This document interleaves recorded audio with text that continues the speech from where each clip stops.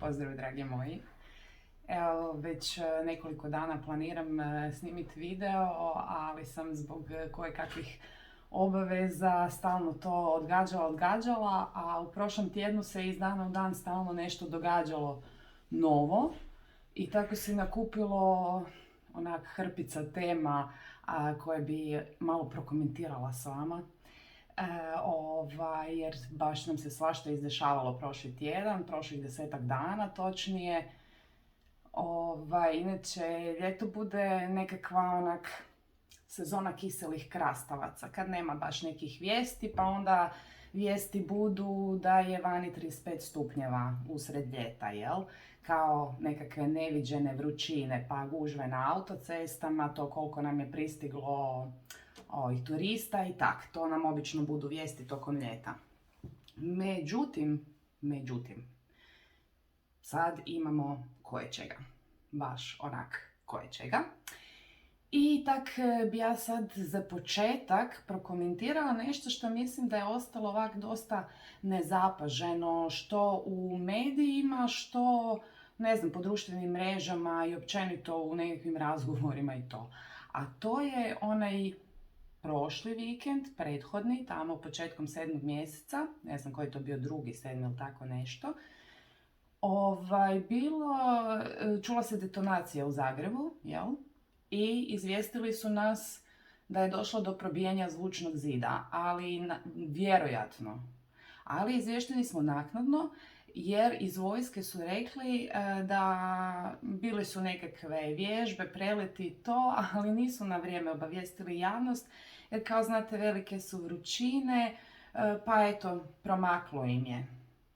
Onak ne znam, oni nemaju klimatizirane prostore ili šta je s tom našom vojskom, ali evo, naknadno su nas obavijestili da je vjerojatno probijen zvučni zid. E sad, to smo još i čuli koliko toliko, međutim, izašla je kroz koji dan vijest da je tu istu subotu u prijepodnevnim satima, kao nevezano uz to probijanje zvučnog zida, odnosno uz tu detonaciju koja se čula, u Sesvetama pao meteorološki balon. I to kao pao je na parkiralište, a balon je pao na vrtić ili tako nešto. Nije bilo ozlijeđenih jer nije bilo nikog u blizini, a očito na licu mjesta nije bilo niti jednog fotoreportera, jer ja sam pretraživala portale u potrazi za fotografijama i nisam naišla na doslovno niti jednu fotografiju tog meteorološkog balona, za koji je navodno nadležni hidrometeorološki zavod preuzeo odgovornost, recimo to tako, vlasništvo nad njim, jel? Dakle, ne znam zakaj niko nije to usliko. Kad je ona letjelica pala, bilo je i snimaka čak prije nego je službeno izašlo u vijestima da je nešto palo. Dakle, imali smo na isti dan zakašnjelo pojašnjenje probijanja zvučnog zida i pali meteorološki balon kojeg niko nije fotografirao. I to je onak bila vijestica i ništa, ajmo dalje. Ali dobro. Onda je krenulo svega i svačega. Za početak, ministar Marić, ministar financija, daje ostavku, odlazi. Kaže on, odlazi iz privatnih razloga, on se već to ranije dogovorio, nema dogovoren posao unaprijed kao njegov bivši kolega TČ, koji se uglavio na još veću plaću unatoč repovima i skandalima koje je ostavio iza sebe. Marić kaže ništa od toga, on samo jednostavno odlazi na vrhuncu kao, jel?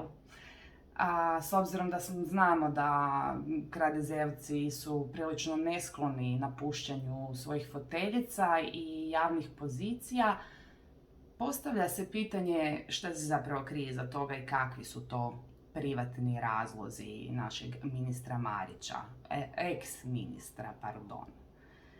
Dakle, što je najbolje od svega, uz najavu njegovog odlaska počeli su ga hvaliti kao jednog od najuspješnijih Anemikovih ministara. I onda ga još novinari hvale kako je pristojan, kulturan, kako je s njim bilo lijepo surađivati, komunicirati, nije izbjegavao pitanja i tako to. Pa sad ja vas pitam, da li je nama zbilja postalo mjerilo dobrog ministra to da zna pristojno komunicirati ili je bitnije da ostavi nekakve rezultate? A rezultate koje je ostavio je da smo u rastućoj inflaciji sa rastućim troškovima života, cijenama energenata, cijenama hrane, da ulazimo u eurozonu u trenutku kad se euro izjednačio sa dolarom, dakle pao je onak najniže valjda u 20 godina i prijeti da zapravo kolabira netom čim mi uđemo u eurozonu. I naravno beskrajna dugovanja, zaduživanja dodatna i slično koja su bila potrebna za plaćanje cijele ove pandemije koja nije još uvijek iza nas, kako se pokazuje. A iz Agrokora je prethodno otišao isto nakon što se Agrokor najviše u svojoj povijesti zadužio zato da bi kupio Mercator. I sad vi meni recite, je li to stvarno neki uspješan ovako menadžer, biznismen, sa velikim rezultatima koje ostavlja, jel? Onak, baš fantastično. I usput su nam predstavili i novog ministra. Opet jedan koji zna teoriju, jer radi na fakultetu, ali od prakse ima jedino sjedenje po nadzornim odborima. Volimo te kaj sjede po nadzornim odborima i skupljaju lovicu, jel da? To je fantastična praksa. Pa znači prikupiti lovicu. Čuli smo odmah i da se ministar ulaktario za primanje krepiva preko reda, ali očito i kod njega nije baš bilo pretjerano učinkovito jer je prvo javljanje kolegama odradio putem video poziva zato što je pozitivan na koronu, ni više ni manje. Kad smo kod korone, navodno traje nekako povećanje broja slučajeva, novi sojevi, tralalala. Međutim, reče nam naš cijenjeni epidemiolog Capak da je ova varijanta toliko zarazna da nikakve mjere nisu potrebne jer ne bi ništa učinile, pa čak ni maske ne mogu ništa učiniti. Pa kako ne mogu ništa učiniti? Zar nije to cijelo vrijeme bilo opravdanje za nošenje tih maski? Da one štite čak i od aerosola. Ali od ovog ne. Ova varijanta je, se valjda smanjila. Pa može proći kroz maske za razliku od onih dosadašnjih. Da, njegovom kolegi Berušu su izglasavali opet povjerenje, odnosno nepovjerenje u Saboru i naravno da je dobio povjerenje. On očito isto još uvijek dovoljno dobro komunicira i dovoljno zadužuje ovu zemlju, baca u nove dugove i to. I spreman je očito na jesen opet malo pogurat cijepljenje, pa eto, dobio on povjerenje ponovno. Njegov bivši pak kolega, ministar, nekadašnji Tolušić, eto, uhapšen ovog tjedna. Uhapšen, kažu, zbog makinacija sa EU novcem. Da nije EU novca vjera i ove tužiteljice, one Laure i tog ureda europskog, vjerojatno nikad ništa od toga. Međutim, eto, oni su otkrili da se on na natječaj prijavio na način da je imao položen određeni iznos novca koji nije prikupio kreditom, nego, pazite, uplatama od članova svoje obitelji, od roditelja, sestre i čak i bivše supruge. Oni su uplaćivali iznose od po 300.000 kuna. Mislim da je čak najmanje sestra uplatila nekakvih 100.000, a bivša žena 300.000 uložila u njegov biznis. Pazite vi to. I što je najbolje, ljudi ne da su to imali na štednjama, da im je to stajalo u banci pa su oni to lijepo isplatili. Oni su došli, uplatili to na svoj račun i onda taj dan ili sljedeći dan lijepo isplatili na njegov račun, odnosno te njegove buduće vinarije ovakve onakve. Nije utvrđeno odakle im taj novac, u tome leži dio problema, a također postoji i mogućnost da je ministar, da bi dobio sve poticaje, počupao već postojeći vinograd zato što je trebalo tek zasnivati novi vinograd da bi se dobili novci. Mislim, tako fantastične i sposobne ministre imamo da ja stvarno ne znam šta bi rekla. Onda još ne zaboravimo kao šlag na kraju. Znate kako obično ako čujete da neko krade staro željezo, znamo na koga pomislimo. Na Rome. Međutim, ovaj put iza takvog naslova sakrili se karlovački kradezeovci. Spali su na toliko niske grane da kradu željeznu građu okolo po državnim gradilištima. Dakle, i to u doba kad baš sad padaju na svjetskom tržištu cijene i čelika i željeza i drveta i svega. I kod nas se već pitaju da li će i građevinari možda sukladno tome spustiti cijene. Pa ja ne znam zbilja šta da kažem. Ovaj naš Apsurdistan je jedno čudesno mjesto. Znači, to je čudesnije nego u Alan Fordu. Tamo ponekad stvari imaju nekog smisla. No, eto da ne pomislite da samo mi živimo u nekoj tragikomediji. Svašta vam se počelo i po belom svetu događati. Dakle, čupavog Borisa u Britaniji počeli napuštati ministri i njemu je otišao ministar financija, daj zamislite. Ali osim toga otišao je još drugih ministara i suradnika, ne bi li čupavog Borisa prisilili na ostavku. Međutim, Boris se nije dao, na kraju ipak rekao da će on otići sa pozicije, ali tek kad stranka izabere novog vođu koji će onda preuzeti ulogu premijera. A to lijepo koincidira sa time da nastavi koristiti jednu prekrasnu rezidenciju u kojoj je krajem ovog mjeseca isplanirao proslaviti vjenčanje sa svojom nekadašnjom ljubavnicom. Naravno, na račun poreznih obveznika koji plaćaju tu rezidenciju i njeno održavanje, jer jadničak valjda nema dovoljno love da plati neki prostor gdje bi mogao partijati. A znamo, partija je u Downing Hillu, znači u Downing Streetu, nije Hill. Partija sad planira partijati u toj rezidenciji, njemu se zbilja lijepo omililo to njegovo mjesto i partijanje, neće on tako lako od toga odustati, jel? A saznalo se još pritom i da je ljubavnice voda okolo po službenim putovanjima, pogodite šta? Opet na teret poreznih obveznika, jel? Jedna od tih ljubavnica koja je prije vodao je sad postala friška gospođa Johnson & Johnson koja će feštat u toj rezidenciji.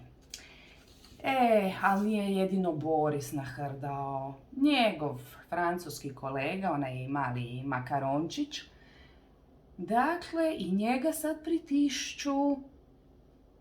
Kaj se dešava? Da li se Švab rješava svojih manekenčića, ja nemam pojma. Ali kažu da je Macron gurao Uber protivno svim pravilima, zakonima i ne znam ti ja šta. I sad, navodno, zbog toga, uz sve što se do sad izdešavalo, zbog toga traže njegovu ostavku. Što će od tog biti? Da li će dati ostavku? Neće? Nemam pojma. Međutim, našao se on u problemima i sa svojim drugarima na visokim pozicijama okolo po svijetu. Naime, kao što je pustio dijelove razgovora svojih sa Putinom novinarima da vide snimke, odnosno preslušaju, pustio je i sa nekim drugim ljudima. Pa sad, šta mislite, da li će se oni i dalje onak s njim grlit milo i rado kad se susretnu i o čemu će važno me raspravljati s njim, znajući da će to možda završiti negdje kod nekog novinara? To ostaje da vidimo. Francuzi, za divno čudo, za sad nisu glavni u pobunama. Glavni pobunjenici trenutno Šrilanka. Ne znam jeste to upratili, ali na Šrilanci tamo nema goriva, nema hrane, lijekova, svašta nešto. I tamo već neko vrijeme traju nemiri, ne samo da traju nemiri, nego su zauzeli kompletno i predsjedničku palaču i sve te neke državne zgrade, dio zapalili, uništili, kupali se u bazenu. Predsjednik snimljen da bježi, onak zanimljiva vremena, vrlo zanimljiva. Također narodi se bune i po drugim nekim državama, recimo u susjednoj Bosni, u Albaniji, u Makedoniji održani su prosvjedi zbog velikog povećanja troškova života, zbog cijene energenata, zbog inflacije i općenite nesposobnosti svih tih vlada. Očito smo svi prilično onako u istoj gabuli, ajmo reći.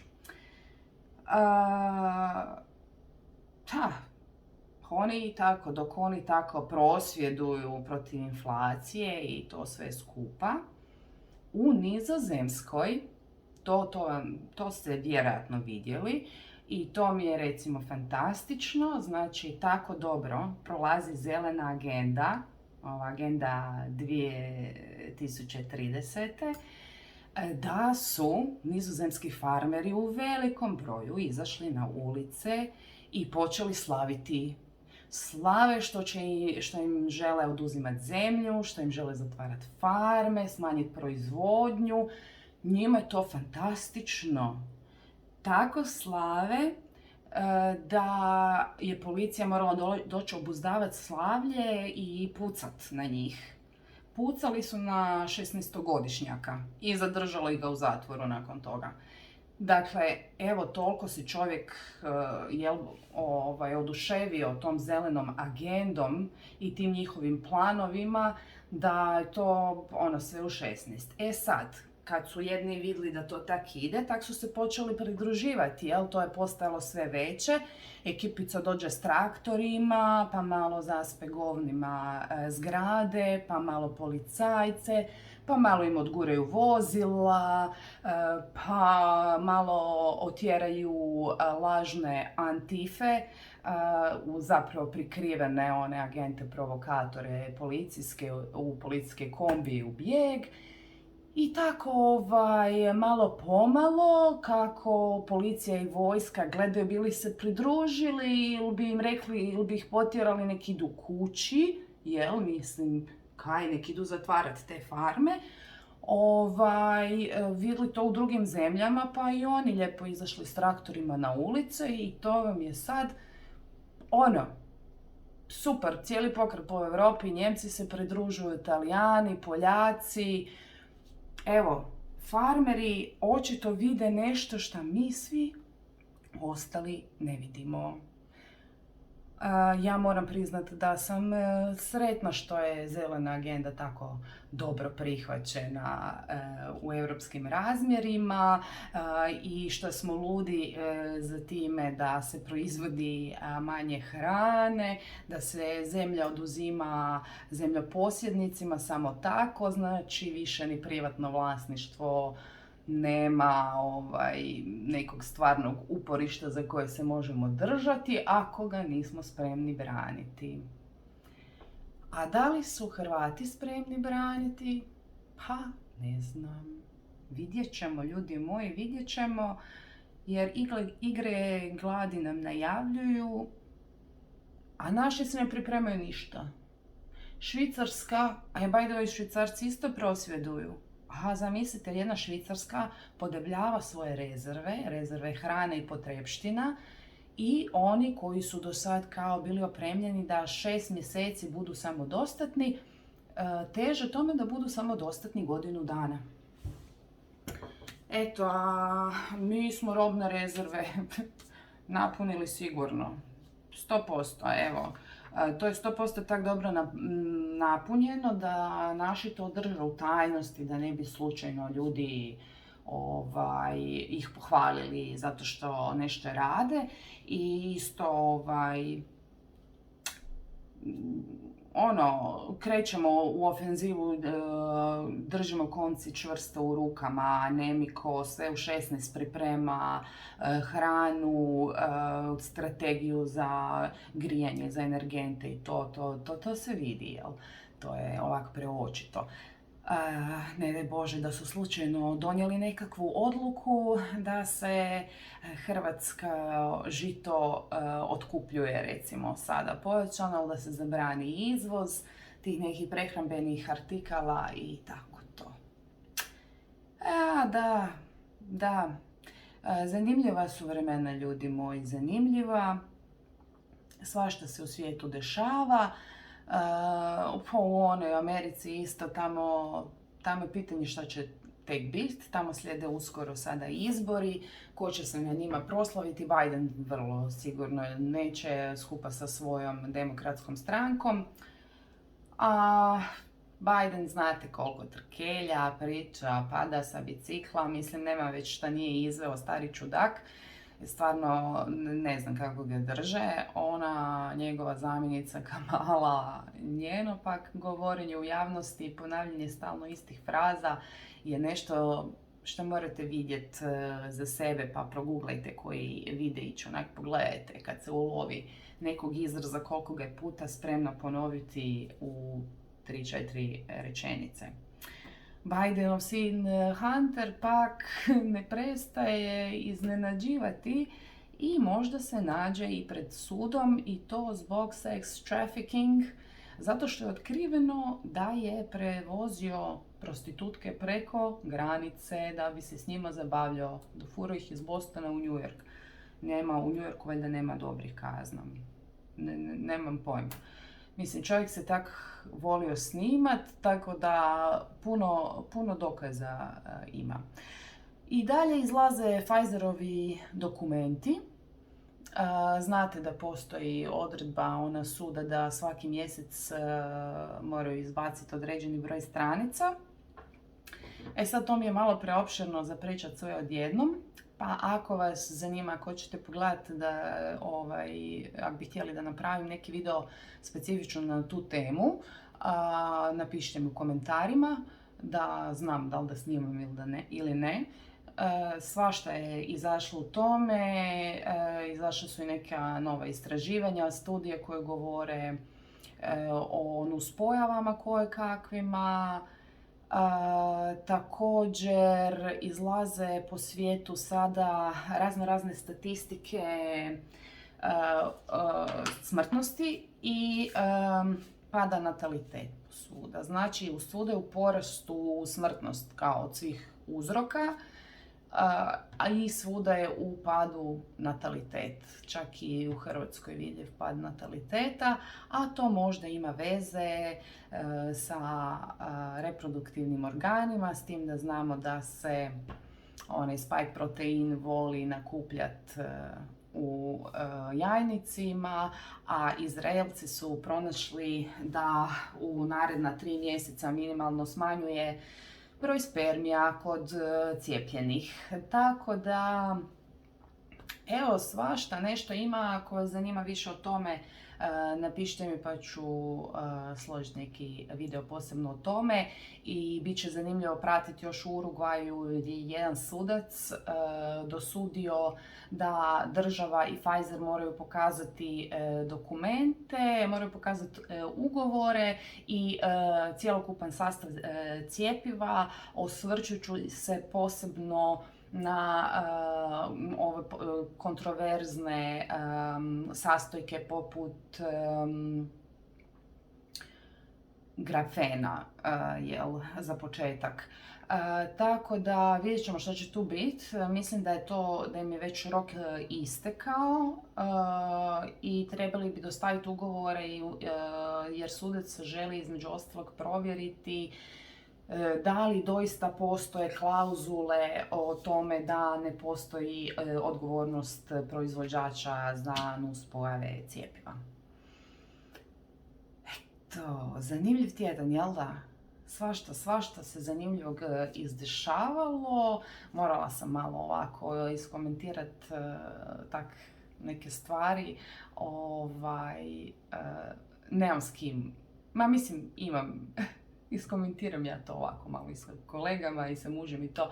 A ovako na jednoj hrpici baš mi je nekako sjelo. I nisam neko vrijeme sad snimala videe. Bila sam preokupirana kojekakvim obavezama i malo me sustiglo sve skupa, umorila sam se malo od svega, od istraživanja, od aktivizma, od svega. Morala sam malo se posvetiti sebi i doći sebi, ali tu sam, idemo dalje.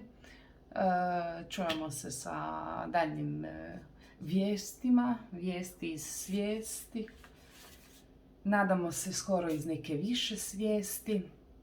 A do tada ostajte mi dobro, čuvajte se, pazite se, ostanite slobodni i ne dajte da vam ispiru mozgove. Puzek, bok.